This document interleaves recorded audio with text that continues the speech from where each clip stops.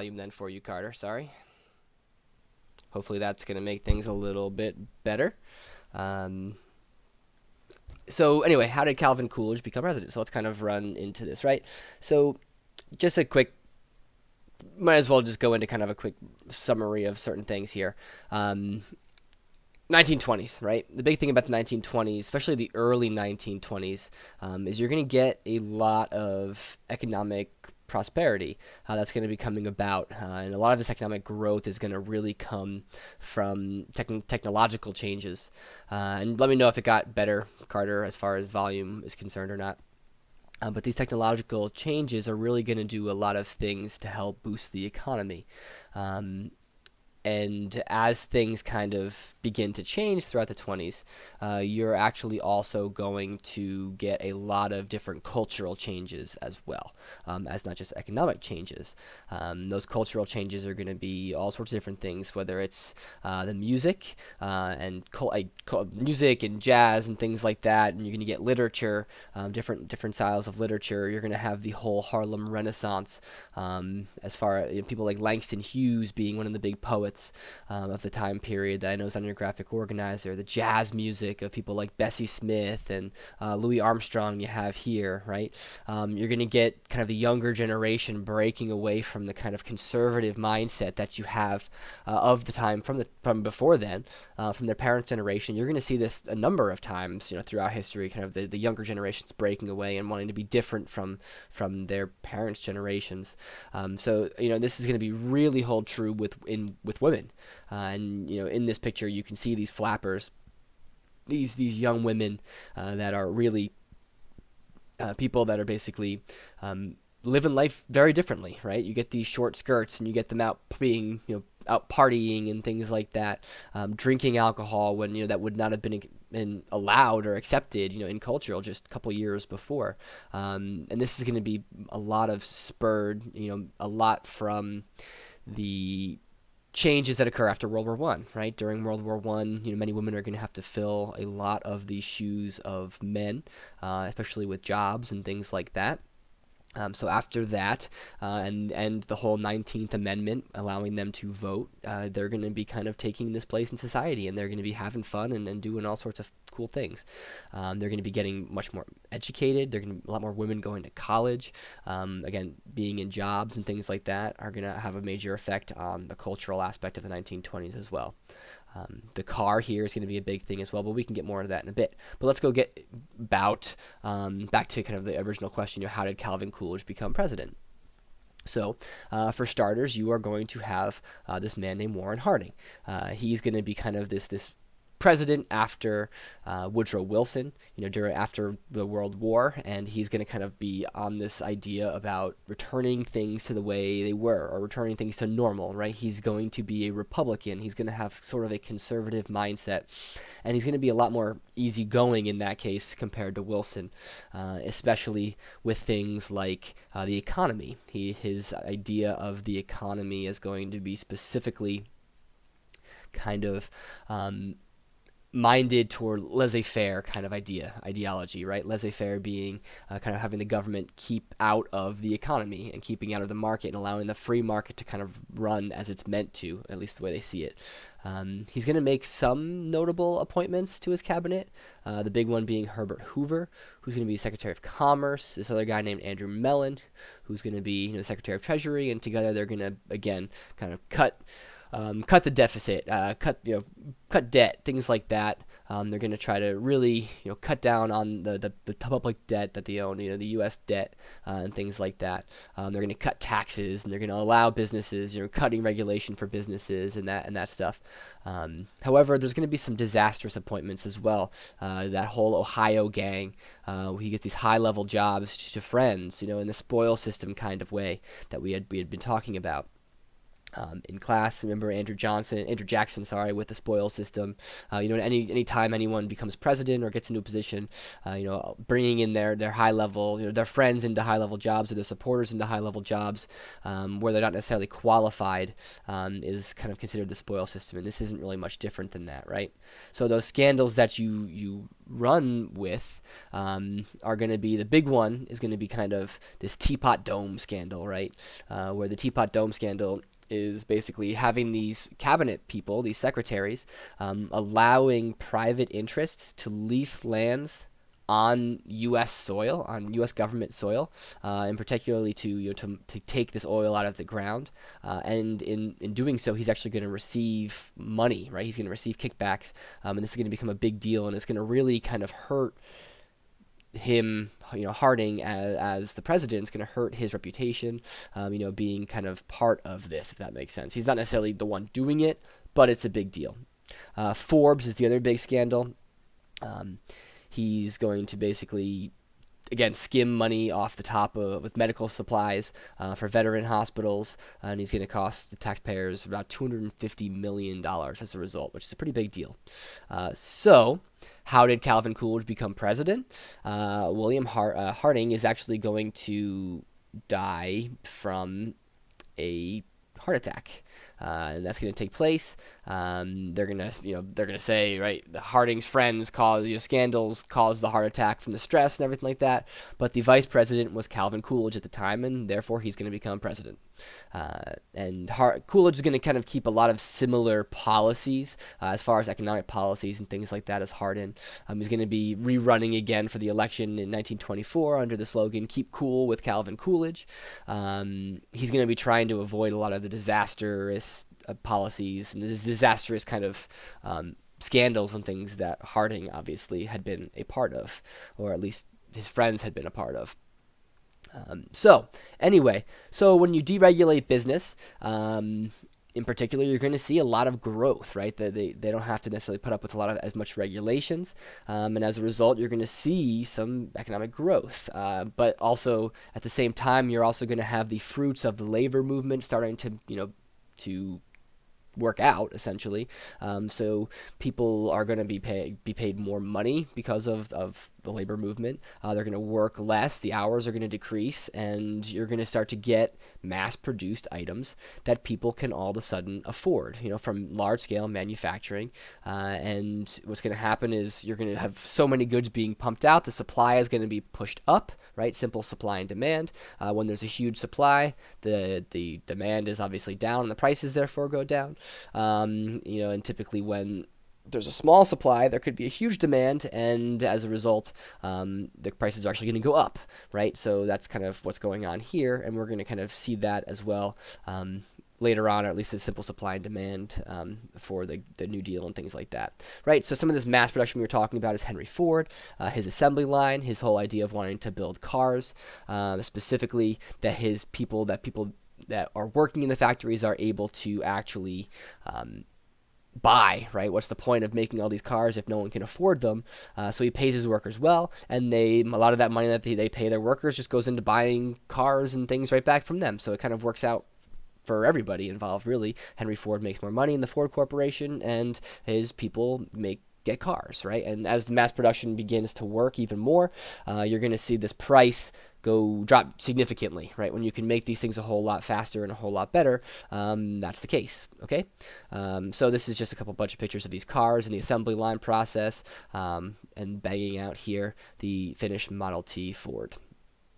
Okay, other luxuries you're going to get, right? Think about these as durable goods, right? These goods can last a while, right? So if you buy a refrigerator, you buy a stove, right? You don't need to buy one every year or 2 years or 3 years, right? You can sometimes get 10, 15, maybe even 20 years out of some of these things, if not more.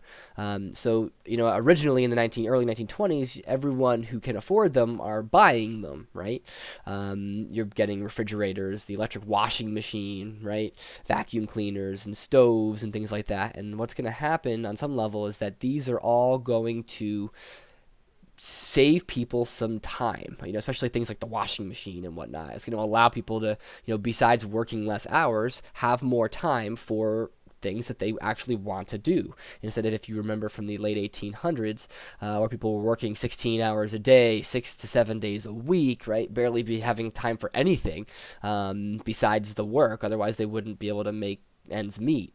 And here, all of a sudden people have this luxury time to be able to use, and they're going to use it. But before we get into that, let's kind of talk about the airline industry, right? You're going to have a man named Charles Lindbergh make the first transatlantic solo flight, and it's going to kind of show the possibilities of the commercial aviation and the airline, right? So when you get that, you're going to now have this industry kind of start to boom, and it's going to obviously take a little bit of time, but you're going to have some of these small kind of airplanes that hold a few people that are working kind of toward the end of the 1920s. The number here, right, 48 airlines were serving 355 American cities. So that's a big deal. Lindbergh, his child is kidnapped and murdered, sadly. That's going to be a dark time, during the 1920s as well, because one of the big things about the 1920s, again, with this kind of rise of this mass media culture, is this celebrity status, right? And Lindbergh is going to be a celebrity. So imagine if Beyonce and Jay-Z's child was kidnapped and murdered. Everyone's going to hear about it, everyone's going to see about it, and you're going to have people that are emotionally affected by it, right? So that's kind of what's going on here in a similar fashion, right? So as we were saying, right, people have free time now, and between working less hours and the labor-saving, time-saving devices, they start enjoying it, right? Things like radio and entertainment are going to become a really big thing, right? So instead of watching TV, people are going to sit around and listen to the radio. You're going to listen to sports, music, news, entertainment programs. My grandfather used to tell that they would sit around the radio and listen to the stories, on the radio, which is, again, similar to watching television today on some level, but the whole family would kind of gather around. And one of the big things about this is people started listening and hearing and watching, or not watching yet, but seeing the same things here.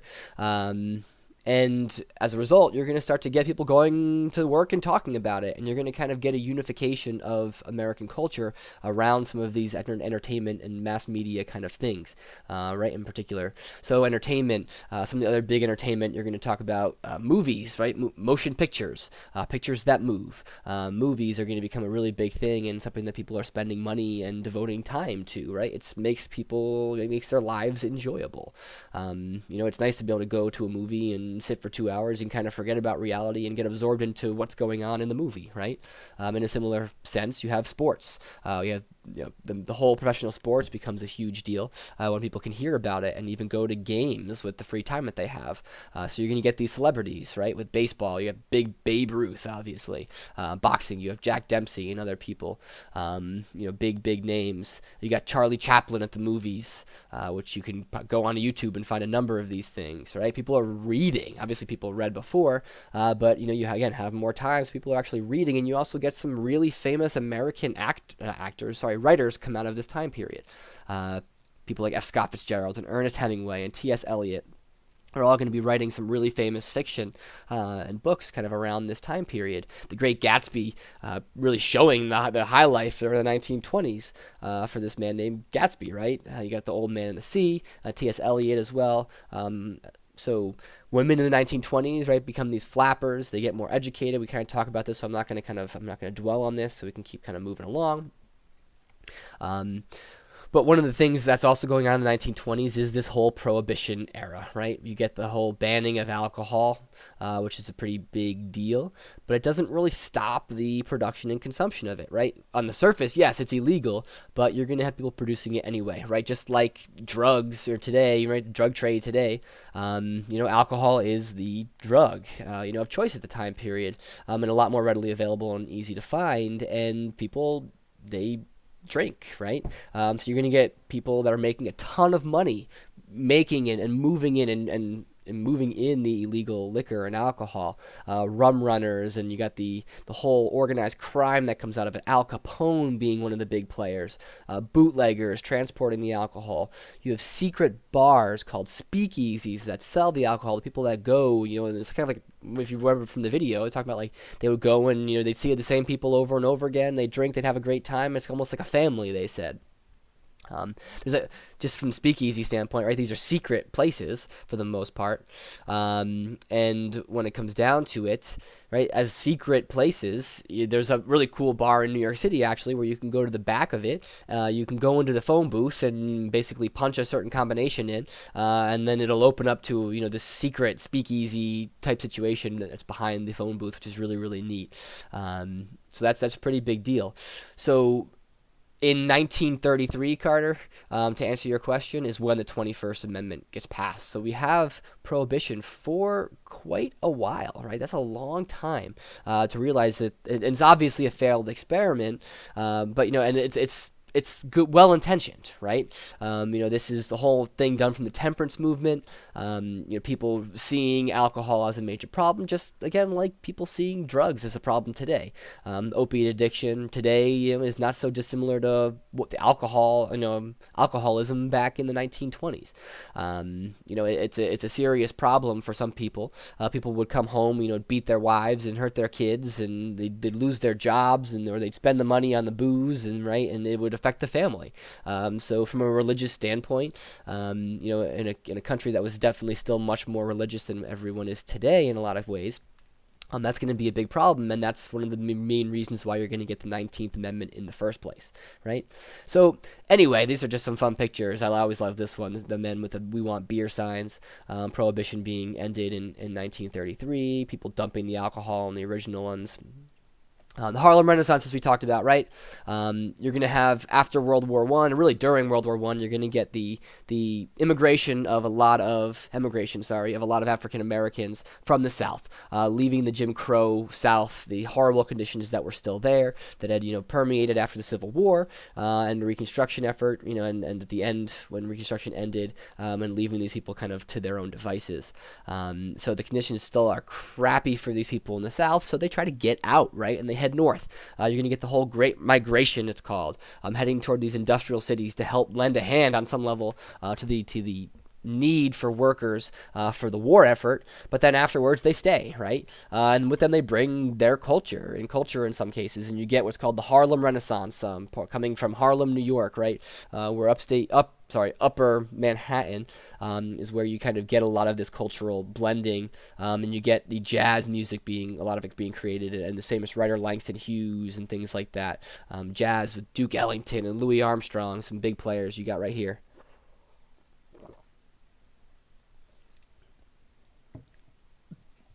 So the pop culture, right? You got dancing. There is dance marathons being a big thing. The Roaring Twenties, right? You got Babe Ruth. You got advertising being another big thing. So with a lot of this, you're also going to get nativism. Nativism being a big thing. If you remember, there's some troubles that go on in the early century, in the early 1900s. And you're going to get anarchism and socialism and communism and all of these kind of big buzzwords. You have the whole Palmer raids and things like that, and the Red Scare, essentially. And you're going to have this kind of wave of xenophobia from people being scared of immigrants, and their effect on the country as a whole. And what's going to happen is you're going to get this rise of nativism, right? This belief that America is, Americans are the best. People that have been here for a long time are better than these immigrants. These immigrants are problematic. They are radicals in many cases, and they're going to only affect and hurt America as a whole. And one of these big cases that reflects this is this Sacco and Vanzetti case, where these two men anyway had robbed and murdered two employees of a shoe factory, and they arrest these two immigrants for the crime, and the evidence is not necessarily there in some cases, but they're still convicted. Anyway, the KKK also becomes a big thing again, right? You have these open marches and open parades of the KKK, refocusing their efforts on restricting and hoping to restrict immigration. And also, combating Catholicism. They don't like Catholics. The Irish, in particular, brought Catholicism with them, and such. Anyway, so you also get fundamentalism, right? So bringing, this traditional values, people being scared of losing the traditional values, and you're going to have one of these big battles being the Scopes trial that takes place in Dayton, Tennessee, where you have this man named John Scopes, who's a biology teacher that buys into evolution, and God forbid he teaches evolution, especially in 1925, being a real thing, and basically people get out to get him, right? So you have a prosecutor in William Jennings Bryan, who, if you remember, was a presidential candidate. He's representing the creationists, and then you have another famous lawyer of the time period named Clarence Darrow, who defends Scopes. But Scopes loses the trial, and he's fined $100 at the time period. But the conviction is going to be later overturned on a technicality. So these are just some big things from the roaring aspect of the 1920s. So let's kind of look at the rest of the 20s, at least in a quick overview, anyway. So, as far as anyone, let's pause for a second. I actually need to get something and take it out of my oven real fast, so I'll be back in about 1 minute. So think of other questions from the rest of the 1920s while I am out here quick.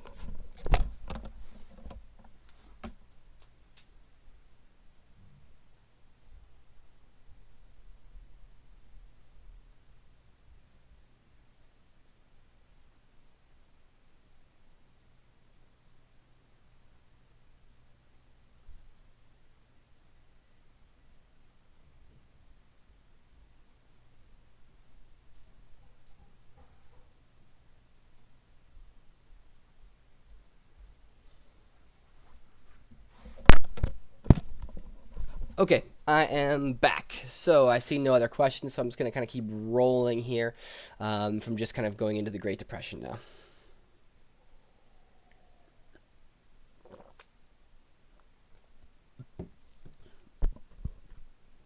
Okay, so, right, with all this positivity and prosperity, sadly, it's going to come to an end.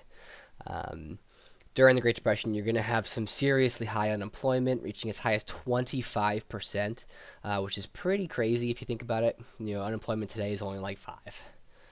I think it hit about 10 more, a little bit more during the whole Great Recession after 2008, but that's still a far cry from 25%, which is a pretty big deal. You're going to get business failures and farm foreclosures and people just having no idea what the hell to do. Many people lose their homes, their savings accounts on these bank runs, things like that. And people are going to they're going to be a lot more willing to vote for kind of new approaches to government and things like that. So let me just click this to present. Anyway, so Calvin Coolidge doesn't want a second term. And you're going to get a new man named Herbert Hoover. And Herbert Hoover, who had been the Secretary of Commerce, he's going to come in and he's going to basically ride the prosperity of the time period. You're going to have some big rising stock prices, and things like that. And you're going to have, the economy that is seemingly doing incredible. And he's going to kind of ride that success on the Republican Party, and he's going to win the presidency, Herbert Hoover. But sadly, what goes up, as we say, must kind of come down. And during the 1920s, they're really prosperous. But things are going to change toward the end of the decade. And while things seem prosperous, it's not prosperous everywhere. But let's talk about the stock market for a second.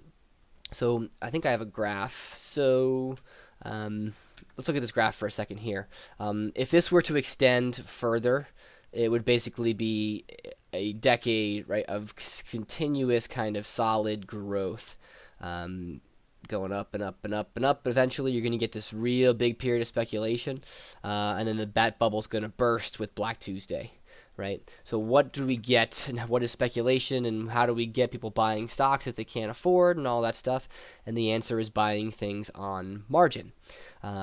So what happens is basically buying stocks with debt. Right? So if you front 10% of the price for the stock, the bank will front the rest, right?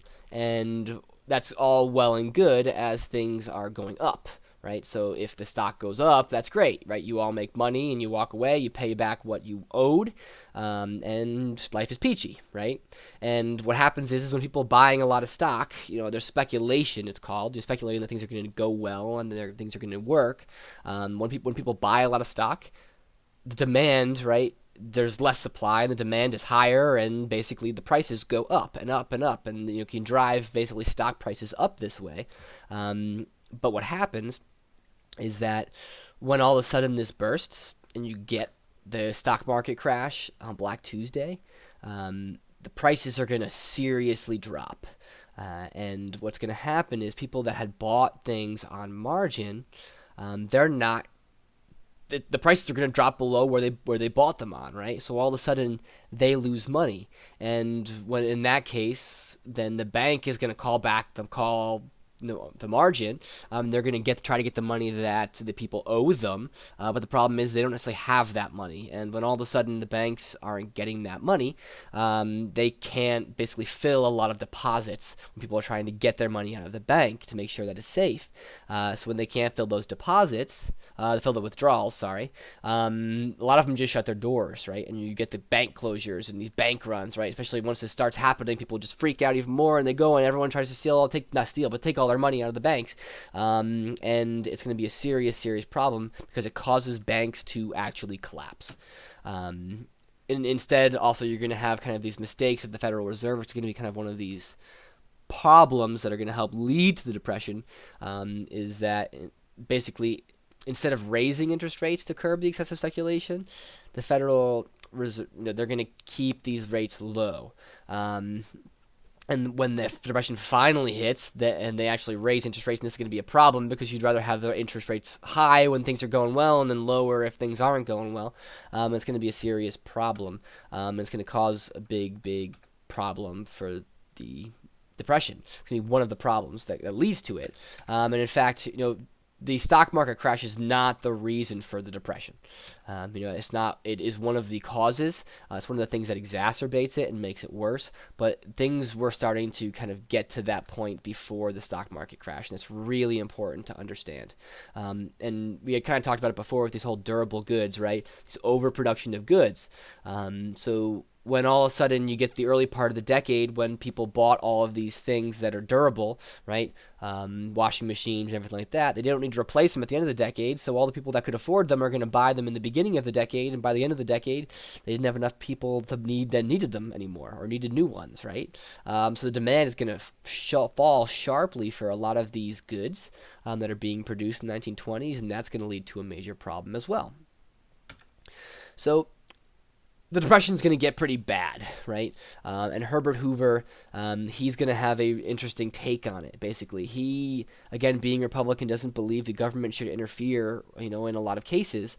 So he's going to kind of have this belief that local communities are going to be able to be the ones that can handle and help the situation. Things like churches and such can help the people in their local communities get through the Depression.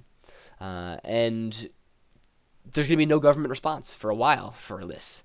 And people that are going to be going hungry and homeless and on these lines, you're going to have these shanty towns that are created, forming communities called Hoovervilles, right? You have these Hoovervilles popping up in public spaces in cities. And that's going to be a big thing. They're going to be called Hoovervilles, right? Think about it. If you're the president, how insulting must that be to you? If these towns of homeless people that are just trying to make ends meet, are calling the city, this part of the city, Hoovervilles after you. That's pretty bad. You get these soup lines and bread lines, right? And you get, by the end of Herbert Hoover's time, he does try to experiment with things like public works projects, but it's a little bit too little, too late. But more on that kind of in a second. So, in addition to the failing problems that are going on, at this point now in the late 20s and then really early 30s, things in the middle of the country with the farms had not been going well for a little while now. And you're going to start to get some major issues on the farming that's going on, and you're going to end up having a major supply problems where you have too much supply, too much supply, which is going to really bring the prices down, and ultimately people just can't make a living, right? When they can't sell their stuff for all that much money, at least enough to make a living. And that's going to be all exacerbated by a serious flood that takes place. That's going to lead to what's called a Dust Bowl, right? Remember when all these settlers came out west in the first place? They plowed up the land, they ripped up all these tall grasses, and these grasses that kind of kept the dirt in its place. And when you get this drought and no water for a long period of time, it's going to all turn to dust, and the winds sweep across the plain, and it's going to pick it all up and create these big dust clouds and dust storms over these areas. It's going to basically bury things in dust and dirt. Humans cut outside could suffocate. Animals, obviously, too. Dirt got into the houses and all that stuff, right? And then, all these horrible things, people tried to lose themselves in entertainment, like we were kind of talking about as well. You're going to have things like The Wizard of Oz and Gone with the Wind and Walt Disney, Snow White and the Seven Dwarfs being the first animated motion picture. That's going to be a big deal, right? You're going to have other actors like Shirley Temple and Groucho Marx and Clark Gable and Jimmy Stewart. The superhero genre is going to be created, which is going to be also end up being big. Hoover's response, we kind of talked about, hands off, right? He's going to allow the local areas to work for themselves, which doesn't end up working, right? We need a lot more of a vigorous response, and that's when we get FDR come to the plate. He's going to be the Democratic presidential candidate, and he is going to end up being the governor of New York for a little while. He's going to have all sorts of problems in his life. He's going to have polio. He's going to get polio, which is going to actually leave him paralyzed below the waist, or he's going to not be able to walk, essentially, not necessarily paralyzed, but not be able to walk, and that's going to be a big deal.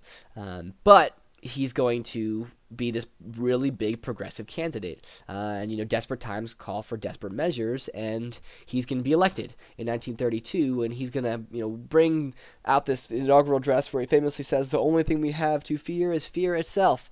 Assuring the American people that their fear was making things worse, in particular talking about the bank runs, and he delivers the fireside chat on the banking system, which many of you actually heard in class, which kind of talks about how the banking system works and why the American public should still be still should use it, right? And they should still believe that it could work and will work. And it works. It soothes people, and they actually are really happy that someone's doing something, right? Where Herbert Hoover was not doing something, as they saw it, right? He gets a whole new cabinet, and they all advise him, and you end up getting what's called the New Deal in his first 100 days, right? You get, we did the projects on these in class, obviously, where you have the 3 R's: relief, recovery, reform. Relief being the immediate action taken to help suffering unemployed Americans. Recovery being designed to help bounce the economy back from the Depression. And the reform specifically targeting the causes of the Depression and sought to basically not allow these causes to take place again. A lot of these things become known as alphabet soup because they all are end up having acronyms. So the WPA being the TVA being the Tennessee Valley Authority, and all of that good stuff, right?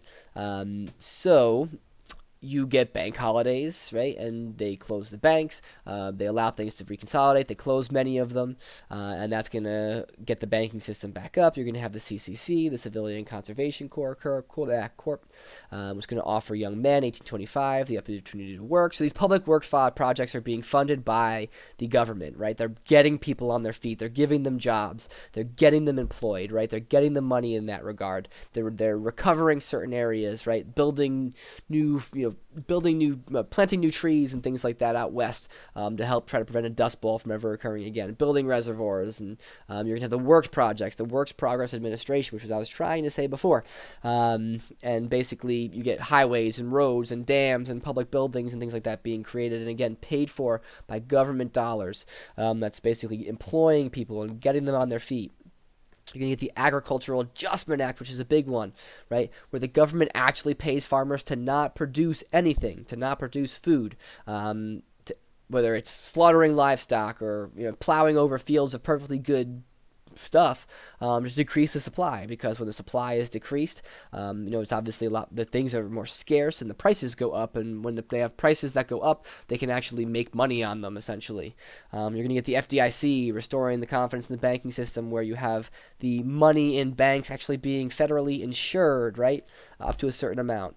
Then you're going to have the Social Security Act, which is huge, provides a social safety net for older and unemployed Americans. This is huge. This is socialism. What is going on? What a communist dictator he was. But anyway, it was something that we needed, right, at the time period.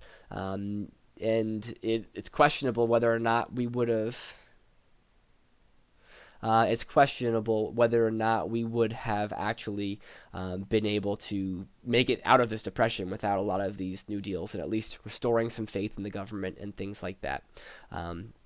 So, anyway, the Supreme Court, you also have this court packing scheme, where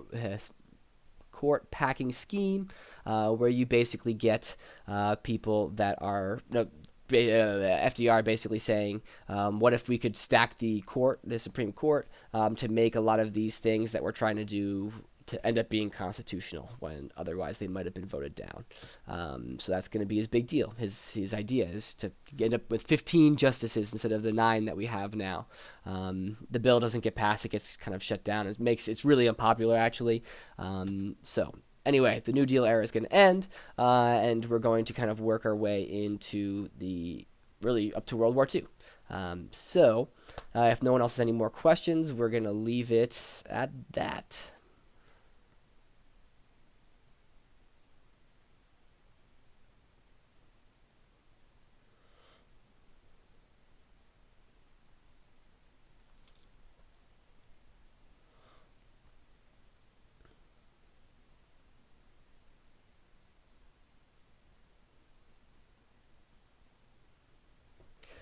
All right, since no one's asking anything else, I assume that's it. So everyone have a good night. Good luck studying for your test, and I'll see you guys next time you have class.